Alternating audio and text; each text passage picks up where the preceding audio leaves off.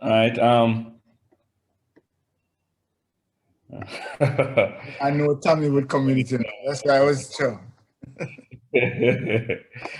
All right. Guys. Good morning to everyone. I trust that we we were encouraged by the message. Been having a lot of encouraging messages back to back to back to back to back. Um, Multiple times my toes have been stepped on, but that's good. Anything that motivates us to look to Christ, whether it be through guilt, through remorse, through discomfort, is a good thing. Once it points us back to God, then we are heading in the direction that we need to. And a lot of the times, when we can't see it ourselves, it is good that our preachers can help us to see it. So we're continuing our study on Lost, a case study, um, looking at the book of Luke, chapter 15, the parable of the lost things. And we have been looking at the lost sheep for quite some time, and we're going to be with this sheep for quite some time. We have been looking at three conditions thus far. The first being scatterbrain syndrome, where we looked at the sheep being lost because of a lack of clarity or focus or direction. We then moved on to the bark bug, which identified the sheep being lost as a result of hesitation or course correction that stemmed from worry or doubt. And we've been looking now at grazer's grief, which speaks to the sheep being lost because of head-downedness or wandering that takes place during grazing. And we've been looking at one of the prescriptive methods to this grazer's grief condition, and that one has been what we call the priority pill. And the idea behind this pill is to look at how we prioritize, look at where God and our spiritual growth is in our life in regards to significance, what place is it in regards to the effort, in regards to the importance, in regards to the order that we place it in our lives. And we've been looking at some scriptures that reinforce the importance of placing God first. And the last one that we looked at was 1 Timothy chapter 4, where we're looking at the passage that spoke to the importance of exercising towards godliness. And we recognize that the Bible made a parallel between physical exercise and spiritual exercise, and showed that as much as for physical bodies or for us as physical beings, physical exercise is important in regards to how we function as humans. When we compare the benefits of spiritual exercise or exercise towards godliness, both in this physical life and in the life to come, the benefits are tremendously greater than what physical exercise can provide. And that reiterates the importance of placing greater significance on spiritual growth. One of the other things that we saw in that passage was the importance of the work that we put in. The Bible said exercise towards godliness. And the word exercise literally means train. If we want to get to the stage that is pleasing to God, we will have to train. And one of the things about training in any activity, to get to the state where you are acceptable or you're pleasing in regards to whatever you're training in, takes steps. You won't get there immediately. You won't get there through just will of mind or diligence. You literally have to keep practicing. You have to step up each day. And that is both encouragement to us, knowing that wherever we are we can start from that point to get there. It doesn't require us to be at a particular level at the starting point. Even if we should be at a higher level than we are at the moment, that doesn't mean that we can't get to that point eventually if we decide to start working now. And the parallel of physical exercise helps us to understand the stages that are required. If you go to the gym and you want to be able to lift a particular set of weights and you recognize that at the moment you're incapable of doing so, then pick up the weights that you can lift at the moment and you keep lifting them until you can move up to a heavier weight, and you keep lifting them until you can move up to a heavier weight. And that continual and gradual process of increasing weight will eventually get you to the stage where you can lift the heavy weight. But that takes work. And if we want to get to that stage, then we have to be willing to put in the work. I'm going to be looking at one more scripture before we conclude the priority pill. Today's class will more than likely be focused on this scripture and an exercise, and then more than likely Tuesday we'll be moving on to another prescriptive method, which is the contentment capsule. So I'm going to need 2 readers. You can just raise your hand for me. All right. Ooh, see now that's our hands raised. All right. So Sister Paula and Brother LaCount. Sister Paula, you will be reading yellow. Brother LaCount, you will be reading red, which in this case is Jesus.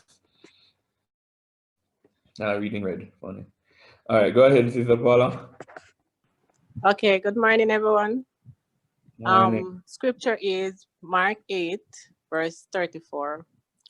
When he had called the people to himself with this, his disciple, also he said to them, "Whoever desires to come after me, let him deny himself and take up his cross and follow me.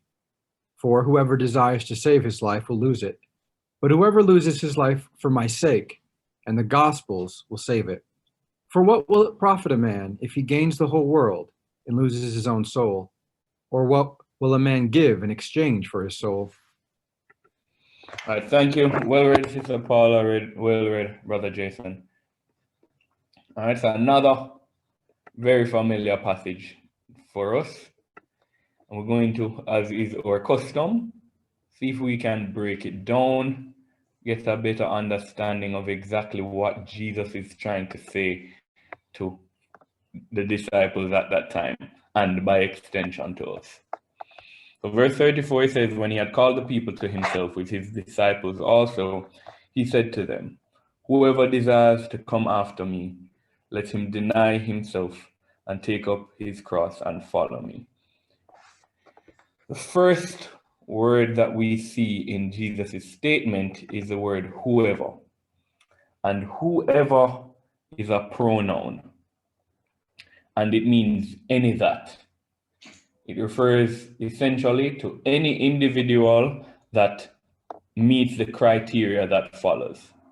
So if you hold the desire to come after Christ, then you fall in this category of whoever.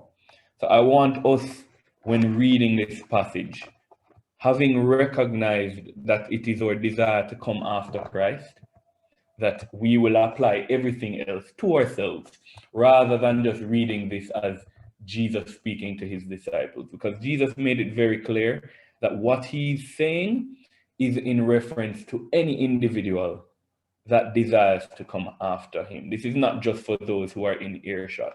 This is for whomever. So for us as individuals, we need to make this personal. This is for us, providing we desire to come after Christ. So what is desiring to come after Christ? Desires here means to determine, i.e. to choose or to prefer. And by implication, it means to wish or to be inclined to. So when it gives the idea of desires, it isn't speaking so much to the idea of the desire like you have a desire for something, like internally, and that it speaks more to the I want to, I am inclined to, this is something I want to carry out. So if we are determined to, if we are inclined to come after Christ, and the come here means to come or go, and the after here means to the back or aback. So to come to the back, to go to the back, to come aback, to go aback, literally, it means to follow. So of the after, it says it speaks to of place, as in things that are behind. So to come after Christ literally means we'd be going, and we would be the position that we would be in, adverb, speaking to how we would go, and we would go behind Christ. So if Christ is walking, we would go behind Christ.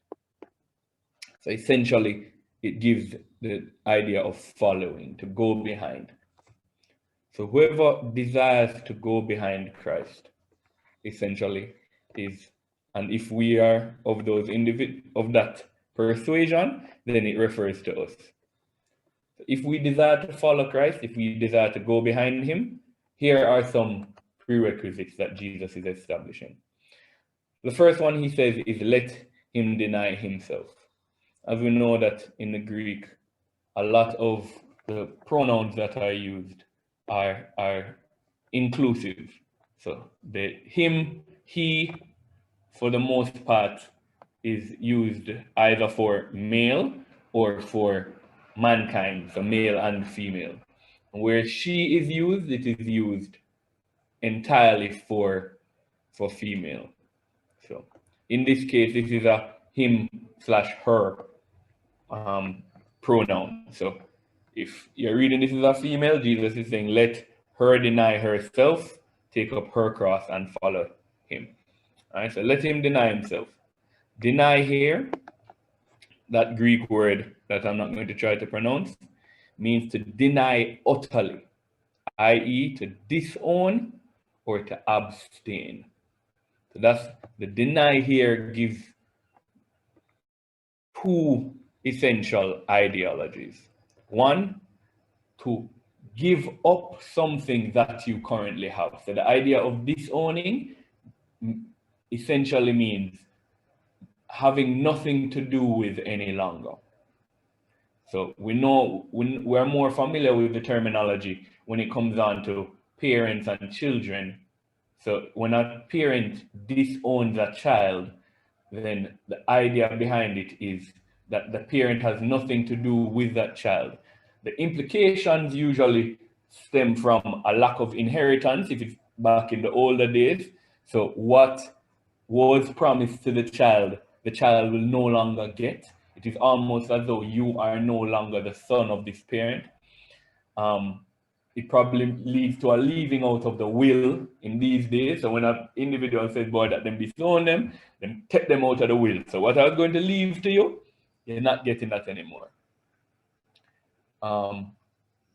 It doesn't have to be limited to that, though. It can also literally mean giving up ownership. So if I own something and I decide to disown it, I am giving up ownership. This is my fan, I'm disowning the fan, it is no longer my fan. I'm not going to use it, I'm not going to have anything to do with it. And then abstaining speaks to keeping away from something. So disowning is I had something, I am relinquishing my ownership of it or my interaction with it any longer. Abstaining is, it isn't necessarily something that I own, it isn't necessarily something that is on my person, it isn't necessarily something that I do, but I am now committing to ensure that it will not be something that I own, it will not be something that I possess, it will not be something that I do. I'm staying away from it. So if I have it already, I'm giving it up. If I don't have it, I will not try to possess it. I will have nothing to do with it. The end result in both cases is having nothing to do with, denying utterly. So that is the idea behind this verb. At the end of the day, nothing is done. No interaction takes place with what is being denied. And what Jesus is telling us to deny is ourselves. So himself, in this case, it's a pronoun. And it's a particular type of pronoun. It's the type of pronoun that we call a intensive pronoun. And the aim of this pronoun is to add emphasis, and it is also to point back to the particular pronoun that is being established. So him is used as a pronoun, and then himself is used right after to point the person back to the initial pronoun. So the himself is the same him that is doing the action. So who is doing the action is being denied by the person doing the action. All right, that was redundant. But the point of the matter is that you are the same individual who is denying, and you are the same individual that is being denied. And it may seem complicated. I remember when Brother Smith did a sermon on self, and he told you to stand, but I don't know if it was self who was supposed to stand and you stay sitting, or you sit and self stands. And for a lot of us, it was humorous because in our mind, self and us are the same individuals. But we know, biblically speaking, the Bible separates self and uses it to speak to our selfish desires or our selfish ambitions. And selfish doesn't necessarily have to be in and of itself evil, how we define selfish as mean or inconsiderate. But biblically speaking, once we put our desires above those of God, then we are pleasing self instead of God. So we need to disown ourselves. We need to abstain from ourselves. That's a very powerful request that is being, well, command rather, or condition to following Christ. So the first thing that Jesus says in regards to following him, if we want to follow him, we have to disown ourselves and abstain from ourselves. And as to what that means or what that entails specifically, we will see in further passages. So we're not going to dig too deep in that now, because that is a very wide hole that we're going to end up in, and we're going to cover that in specific. So don't worry about that part right now. Just know that one of the requirements is disowning of self. Uses the conjunction and is used to indicate contrast or to identify a connection between words. That part should have been there as well. But in this particular Greek word that is used for and, it is used more like but. So rather than showing a connection between the words, it wants to establish a contrast. So Jesus, when he says, let him deny himself and take up his cross and follow me, he wants to establish that there is the denying of himself and the taking up of one's cross, or there is a contrasting physical feeling there. That to take up one's cross, to deny oneself, is almost against one's natural behavior. It is not within man to naturally deny themselves. And that is what is being brought out in the connection between these two words.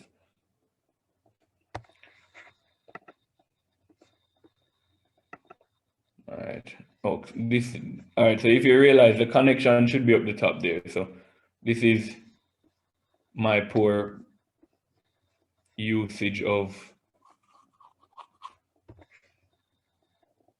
PowerPoint. Apologies. So take up. So it says, and take up his cross. Take up here means to lift up. By implication, to take up or away. So to lift up, to take up, or away. Pretty clear in its definition. And cross here means a stake or post. So literally speaking to the wooden beam that is created by putting the wood perpendicular to itself. And it speaks to it being set upright. So when it uses the word cross, not only is it the wooden beam, but once you think of a cross, you think of it as being upright. It is standing. You can see it. It's not laying flat. It is standing up. And naturally, we can understand why that usage aligns itself with taking up. Because for the cross to be set upright, you have to lift it up. That is the literal implication. The figurative implication is exposure to death.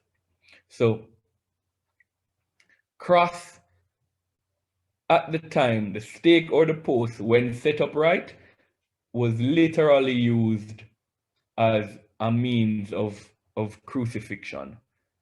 So one of the death penalties that was provided at the time, and more so for criminals of a high degree for the most part, because it was a very embarrassing form of death, you would be crucified on a cross.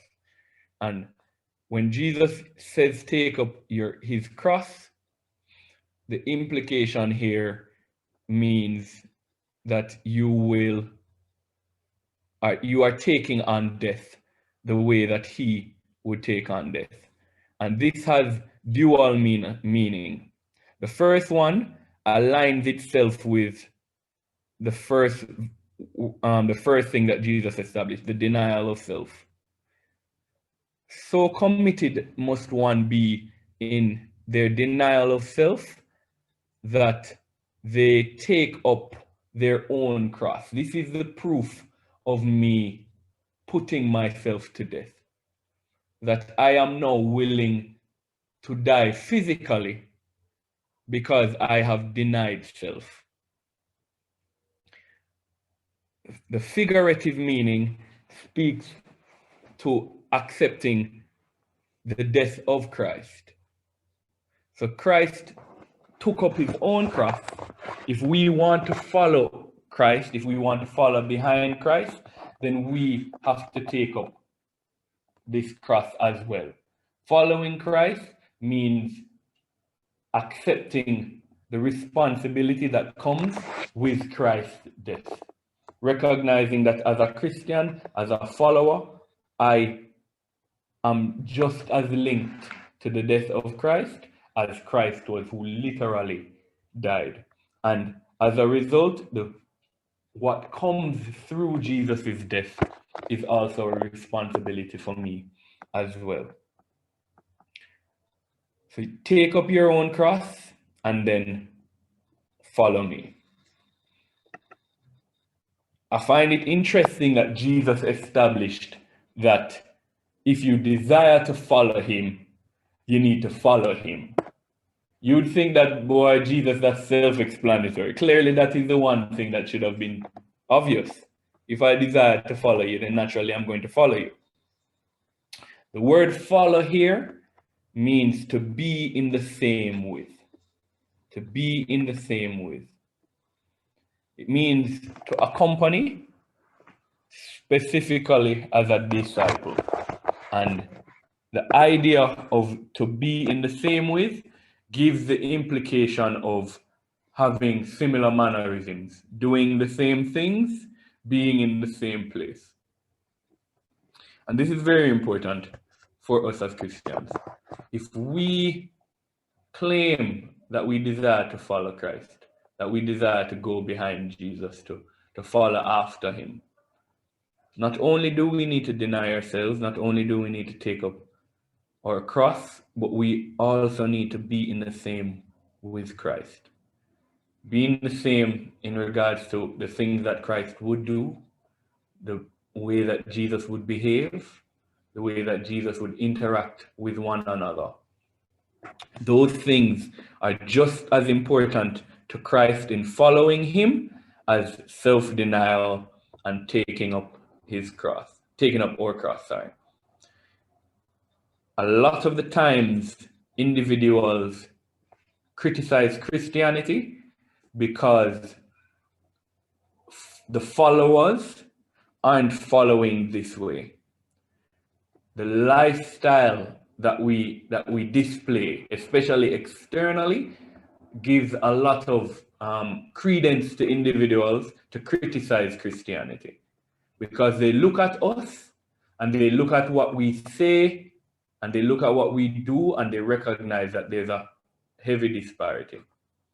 And rather than saying that these Christians aren't living the way that Christianity dictates, they use it to mock Christianity. They use it as an excuse to say, why would I become a Christian if you, being a Christian, live like this? What is there to gain for me? We look the same. You look worse than me sometimes. Why would I take this on? And if the effect that we have is minimized by us not being in the same way as Christ. If we want to, as his disciples, have the effect on others that God would want us to have, then we need to live as close or strive to live as similarly as Jesus lived. And this is not just in correction and condemnation and sharing to other individuals. It's in love, it's in forgiveness, it's in mercy, it's in humility, it's in kindness.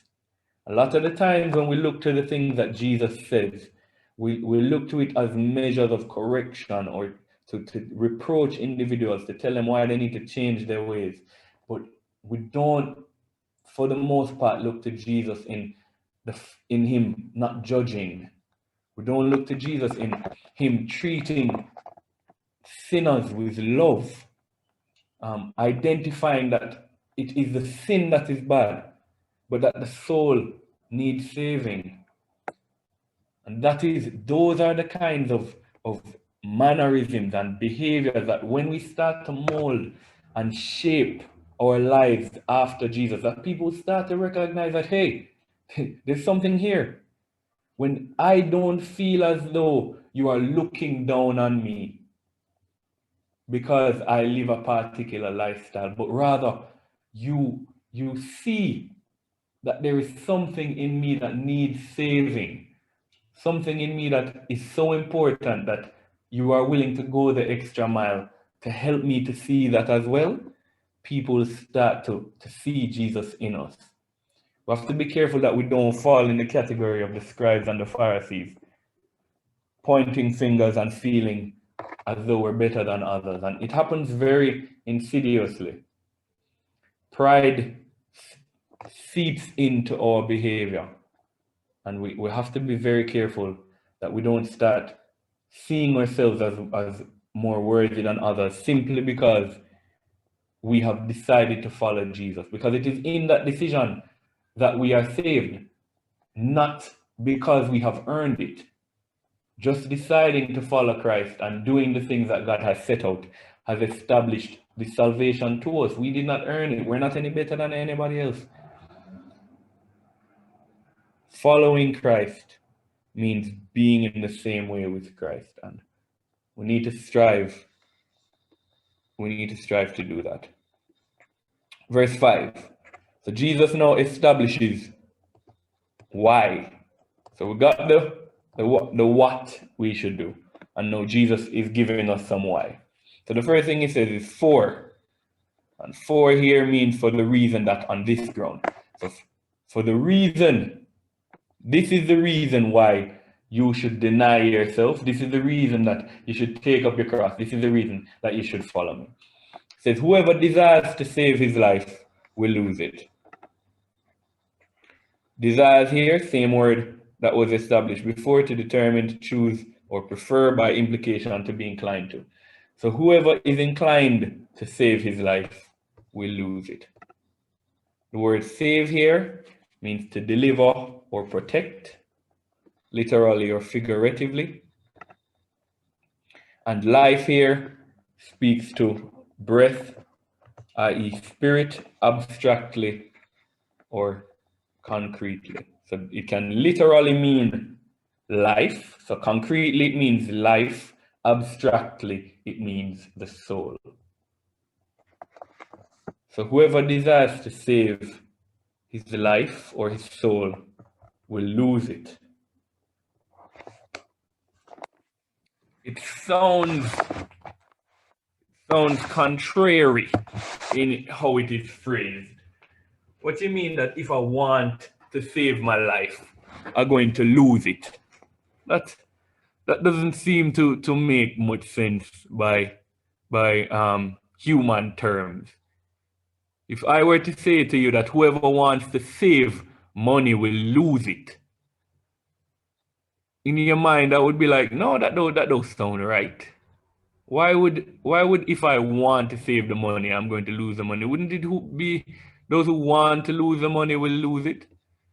Jesus here is saying that whoever has a desire to save their life will lose it. What do you mean, Jesus? What do you mean? Everybody who wouldn't want to save their soul, who wouldn't want to save their life? That don't sound right, Jesus. And to properly understand it, we need to see the other part of Jesus' statement. Lose here means to destroy fully.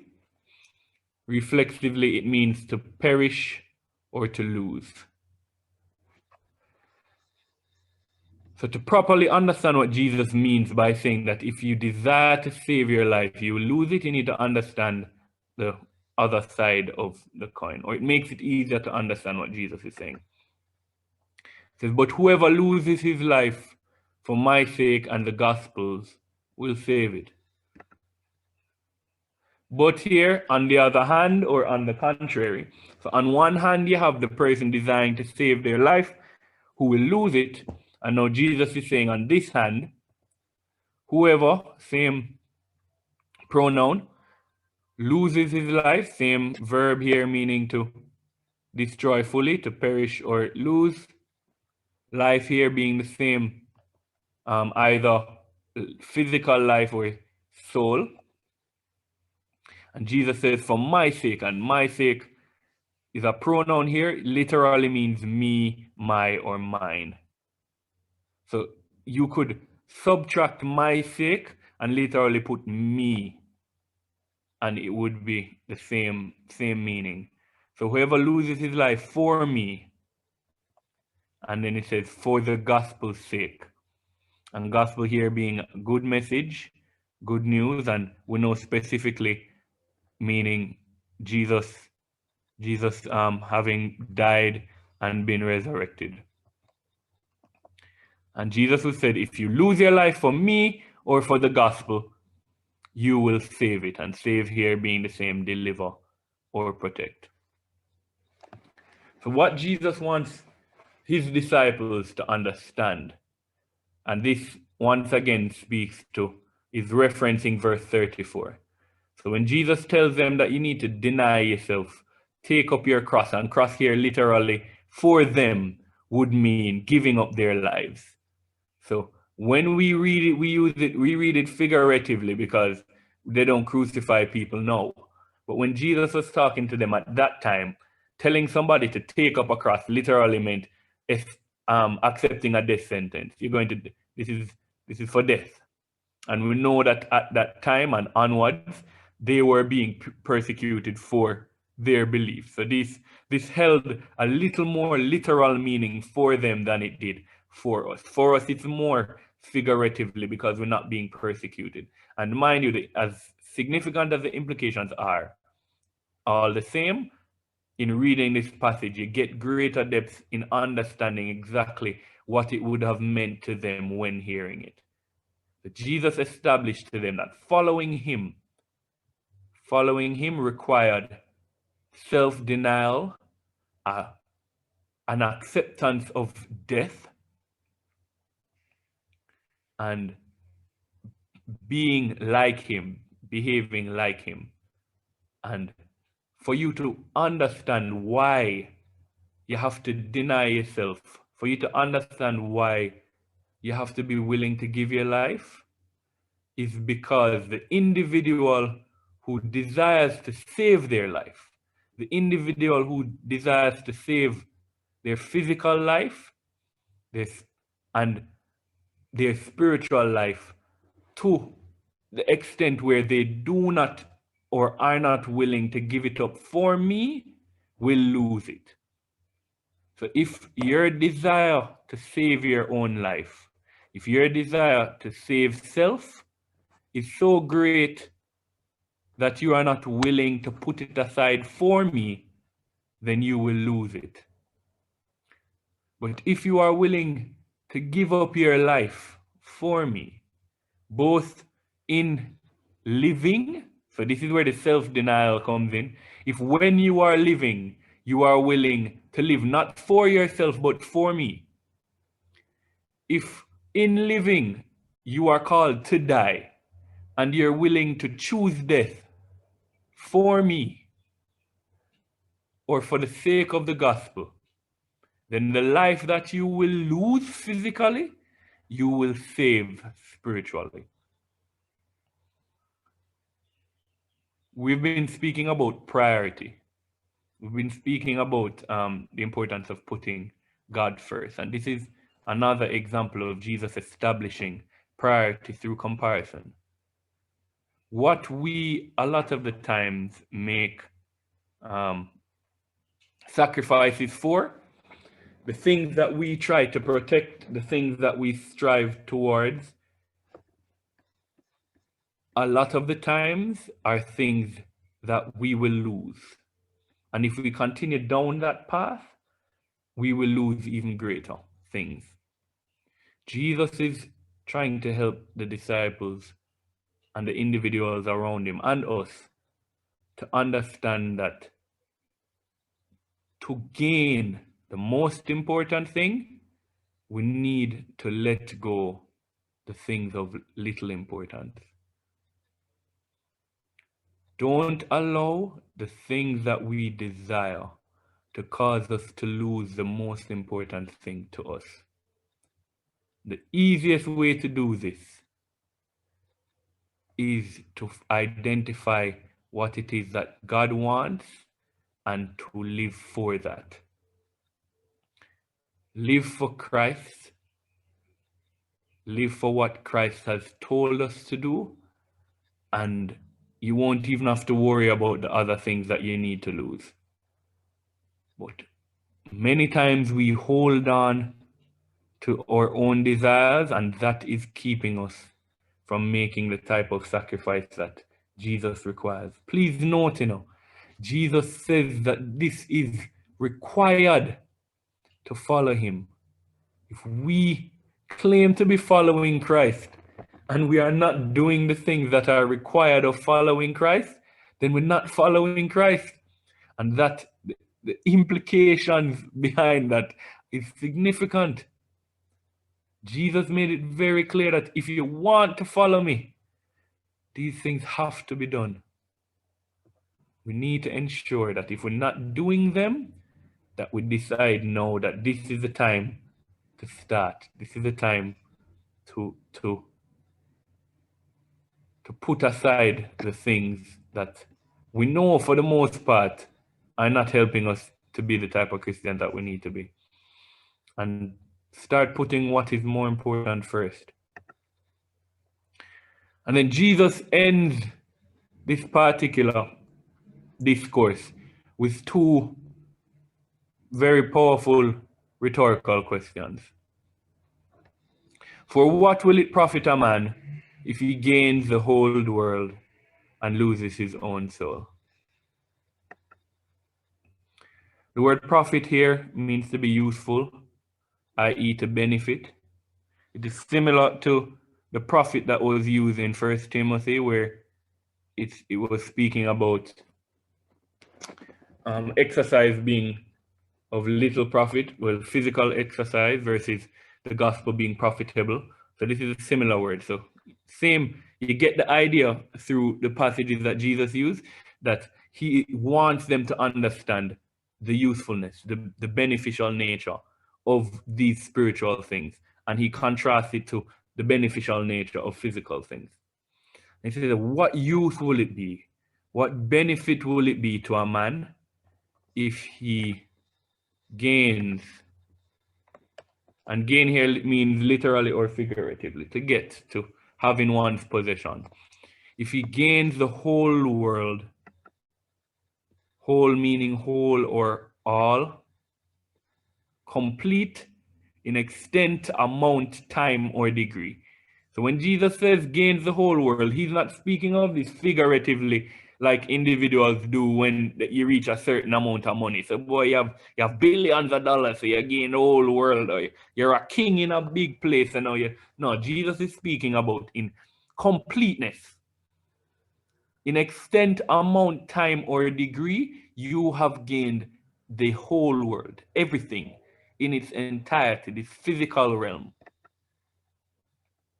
World here meaning orderly arrangement, i.e. decoration, and by implication, the world. So the orderly arrangement, the setup of this physical realm, that is what is being used to mean. So the entirety of this arrangement, you have gained. It is yours.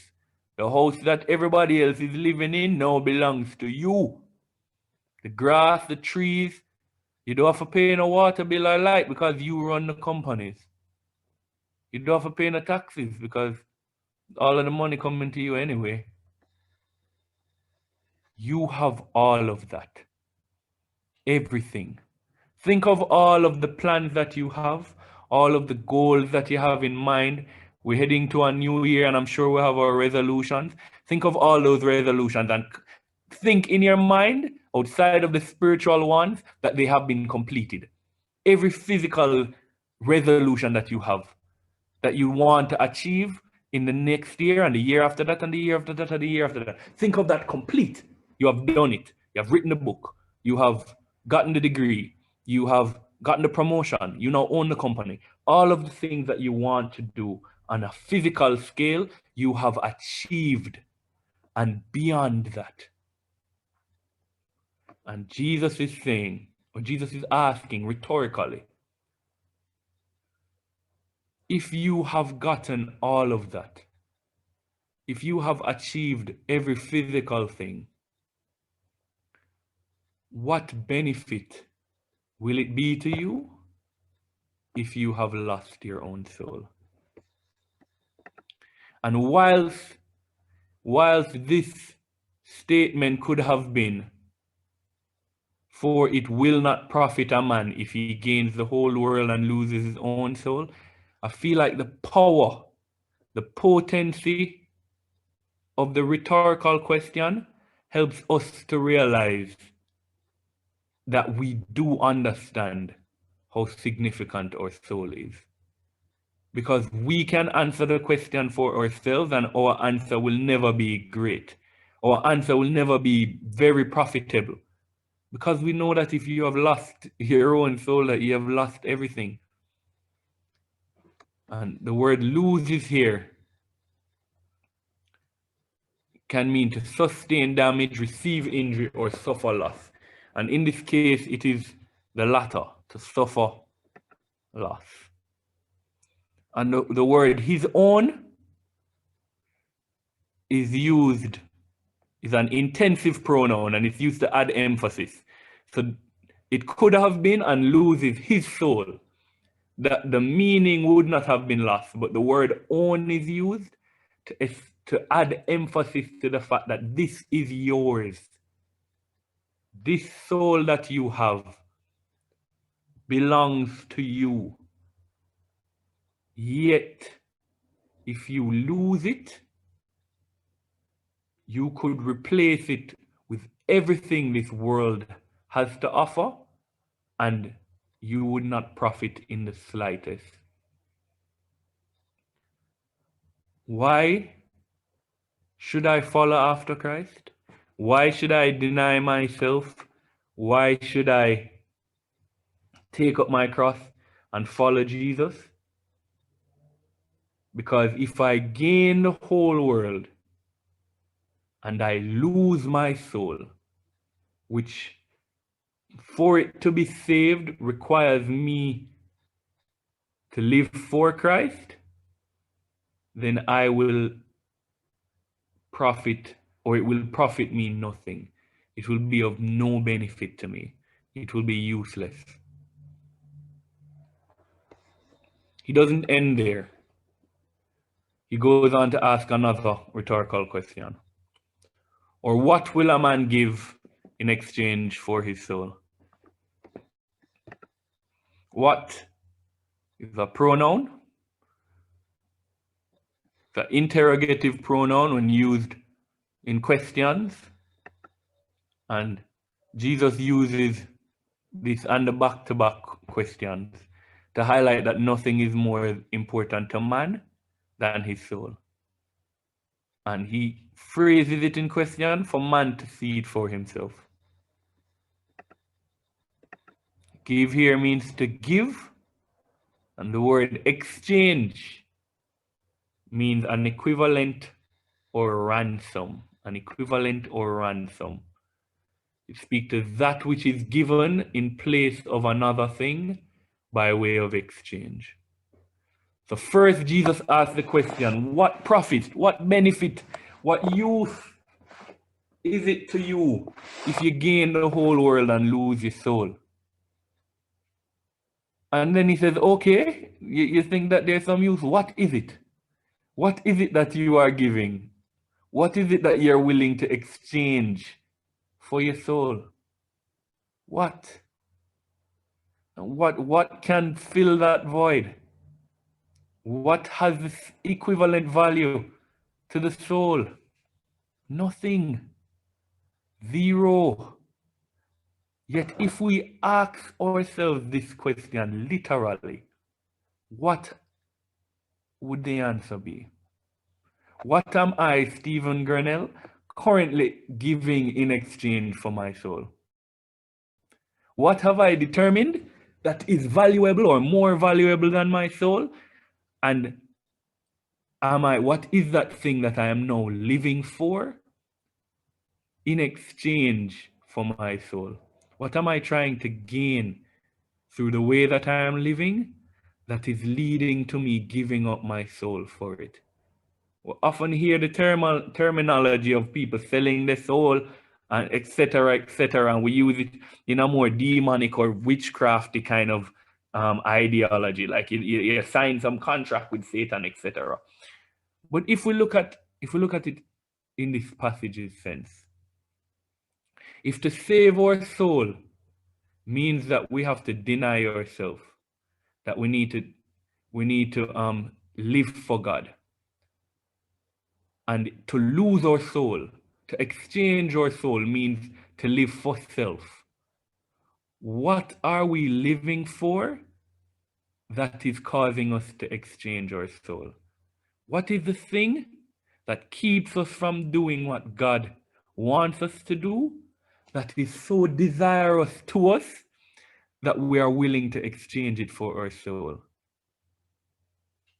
If we know that our soul cannot be redeemed by any other value, nothing can match up or measure to the value of the soul, why are we compromising its value by exchanging it for something else?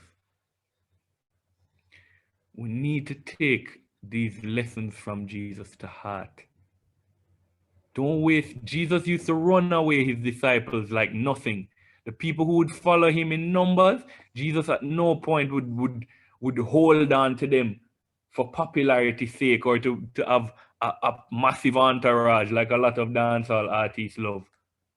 Because Jesus realized that if you're not doing this properly, if you're not committed to the act, then what you will lose is the same as the person who is not doing it at all. If you want to follow me, if you want to be a disciple of mine, these things cannot be compromised. These things are mandatory. And we claim to be followers of Christ. We claim the name Christian. Are we doing the things that God requires of us to wear that name? It's a hard one for me to swallow. I can say that personally. This is not me trying to step on anybody's toe. This is me stepping on my own and recognizing that a lot of the claims that I am making aren't backed up by the life that I am living. And I need to move in the direction that will make my actions support my position. And that's what we all need to do. If we recognize that where I am right now, or what I'm doing right now, is contrary to what God wants me to do, then the first step is to identify that, yeah, this is not where I'm supposed to be. And the next step, which sadly, personally, and I'm sure others can empathize with, is to get to that place. It's very easy to say, oh no, this is not good. God forgive me, God, etc., etc. This is not what I want, and I want to be over there. But do we take the steps? Do we exercise ourselves to get to that place? That is where I'm encouraging all of us, me first, and everybody else in the class, to recognize that that is where we need to be. That is what we need to do. We need to decide that, okay, there's something that is required of me from God. How am I going to bring this into fruition? How am I going to achieve this? How am I going to bring about this change that is required? And what are the small steps that I'm going to take to get the big gains over time? That's the mentality that I want us. No more of this empty belief or just positive thinking. So, I want to be this person, without looking into what it will take. What does God require me to do now to get to where I want to be? We have to move past just the positive thinking. Because I know that's a place that I have lived in for a long time, and it's very comfortable because it gives you the idea that in your mind, you're not bad. Because God knows that I want to do these things. God knows that I want to be this person. God knows that I want that I don't want to live like this anymore. We need to move past that pasture of comfort where we keep doing the bad things, but we want to do the good things. And we need to step into the doing of the good things. What do I need to do, God? How do you lead me, God, to now do these things, to get to that place where I can say, boy, God is pleased with me. That's where I want to be. And it's going to take work, it's going to take effort, it's going to take exercise. But if I can do that physically, if I can do that for work, if I can do that for my family, if I can be a better person in all of these spheres of my life, why is it that in the area where there is the greatest value, I am not willing to put out the work? That is a question that I need to answer for myself, that we need to answer for ourselves. And I think that when we answer that question positively, then we will start to make and take the steps that will get us to be in those places. Talk way too much for this class. So, was that a, people are waiting for the password. No, I'm sorry. Don't worry, Sister Smith. No, it was something else. Go ahead then, Sister Smith. No, I was just wondering if you're going to go into the meaning of the word soul. I think it's important. Well, for me. Okay. All right. So the soul that is used here is the same soul that was used initially, in the first verse. And this passage is an interesting passage because Jesus uses the same word for soul, to mean life and soul. So the word itself has dual meaning. It can mean life as in breath, physical, so the literal life that we have physically, and it can speak to the soul, the part of man that cannot be destroyed. And Jesus uses it interchangeably. When speaking about the thing that man desires to keep, he refers to it as life. So when the thing that we want to save is our physical life, when he speaks to the thing that we will lose, he speaks to the soul being the eternal thing. So it's the word itself can mean both physical life and the eternal soul. I don't know if that helps with clarity, Sister Sven.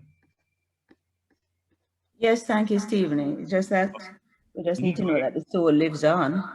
Yes. So that essentially, and that is why the soul is immeasurable in value, because literally everything that we can gain on earth is temporary, whereas the one thing that we have that is eternal, that will go beyond this life, is our soul. It is I'm sure everyone can agree that to give up something that is eternal for something that is temporary is an immensely foolish decision. All right, so next week, we're going to be, I'm not supposed to be bug. We're going to be concluding this particular pill, and we're going to be doing an exercise that I think will be very beneficial to us, especially leading to, seeing as we're heading towards resolution time. For those who make resolutions, I think that this will help us to have our minds in the right place to do so. Password. Go ahead, Sister Paula. Wow. What was the password? Okay, the password is, but godliness is profitable for all things. All right, good job. I thought the war was the password you were giving me initially, but I'm sure that it was surprise for actually having the first hand up. Yes, just beating Sister Smith. Yeah. Paula? You see that? Yes. You have made it. You have made it an achievement just to raise the hand before you. Congratulations. All right, so the password for next class is, what will a man give in exchange for his soul? What will a man? What will a man give in exchange for his soul? So that is the password for class on Tuesday. Thank you for bearing with my talkative nature this class. Hoping that we'll get more interactivity come Tuesday. And I hope that we have a wonderful rest of day. I will now hand over to the announcement exerciser so that they can conclude and dismiss us. Thank you again, class.